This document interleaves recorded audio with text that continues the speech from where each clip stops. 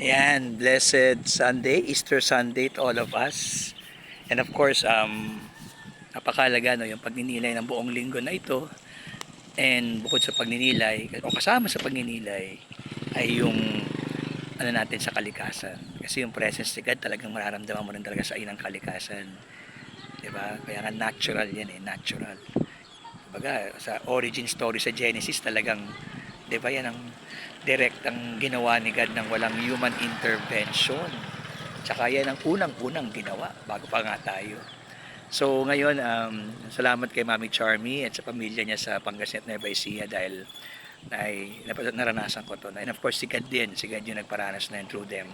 And although aware naman ako at naranasan ko in the past, pero ngayon lang ulit, at ang maganda pa dito, I'm being reminded not only in the cognitive but also in the affective level kasi experience. I'm being reminded nung kahalagahan talaga ng mga magkasaka. Alam nating mahalaga pero iba yung pag kayo mismo nakaranas. Actually siguro yung ipinaranas sa akin dito, naranasan ko sabihin natin point zero something lang yung talagang 100% na ginagawa ng mga magkasaka natin, no?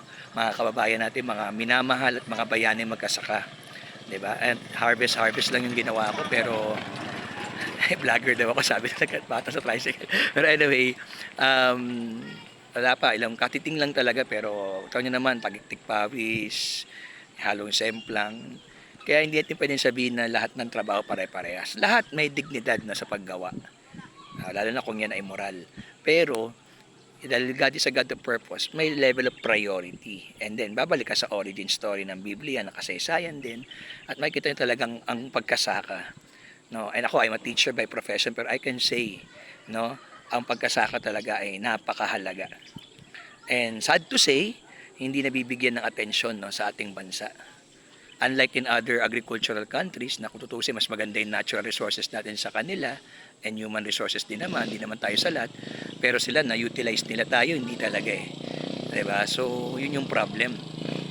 Kaya nga dito sa focus namin sa Mother Earth, yan ay ina-highlight natin yung mga indigenous people at yung mga magkasaka. Sila yung mga frontliner ng ating kalikasan, no? Sa pagtatanim lalo ng halaman, prutas, 'di ba? Puno.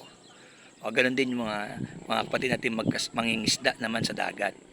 So kaya siguro talagang hindi siguro dapat talaga na tayong mga taga-urban at mga nasa kapangyarihan sa gobyerno, mga negosyante, mag-invest sa mga farmers. And then yung nakaalat talaga sa kanila from the government, dapat talaga ibigay sa kanila kasi diyadaan sa technicalidad ng ibang politiko para masabi lang sa farmer pero hindi naman talaga na ma-maximize for the farmers at yung ibang hektare ng lupa hindi naman talaga na ibibigay din sa kanila. Ang dami-daming diyadaan sa technicalidad pero ginugulangan yung mga magkasaka. At nakakalungkot, maraming mga bata ngayon, lalo na dito sa syudad, sa mga syudad, kahit sa probinsya, mga syudad, ang babang tingin sa magkasaka, di ba? Nakakalungkot, di ba? Ang baba ng nung monetary, no, economic na treatment sa kanila, pati ba naman sa kultura at respeto. At sana hindi lang lip service. Ano lang, harvesting lang, little part ng harvesting, pero grabe hirap talaga. Imagine niyo sila yung buong proseso ng pagtatanim. And then nandiyan yung mga uncertainties ng bagyo, kalamidad, at kung mga panggugulang pa ng mga ibang negosyante, mga ibang middleman, tsaka mga politiko o traditional politician. So sa mga bata dyan, wag lang tayong puro keyboard warrior. Mag-immerse kayo para iba kasi nararamdaman nyo talaga yung advocacy. I'm telling you, okay ang keyboard warrior, pero yung advocacy sa social media, ano lang yan tip of the iceberg. Para talagang malaman nyo yung detalye. Kayo talaga maramdaman nyo yung compassion, hindi lang sa utak. Talaga maganda maranasan natin from time to time. Ako nga naranasan ko na in the past. Pero ngayon, tagal ko din kasi hindi naranasan. Hindi ngayon ulit, kahit a portion of it. 'Di ba? And hopefully masustain. Okay, yung mga may lupa diyan kahit nasa urban, magtanim-tanim na rin. Okay, malaking solusyon niya sa pagkain, 'di ba? Wala pang gastos. Economically, it's a wise decision. And then of course, tanggapin natin, no?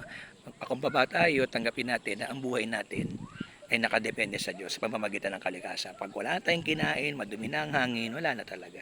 Kahit anong disaster preparedness natin yan, hindi uubra na Kasi kasama sa preparation ay protection, preservation, protection, and enrichment ng inang kalikasan and a strategic use of it. Okay? Especially against calamity. Okay po, so thank you very much. God bless us all. I hope nakapagnilay-nilay. Okay, family bonding, pero ang pinakamalaga, yung pagninilay. No, so directly kay God, with alone and with our family, and then of course, through Mother. God bless. And mabuhay ang lahat ng mga magkasaka at mangingisda.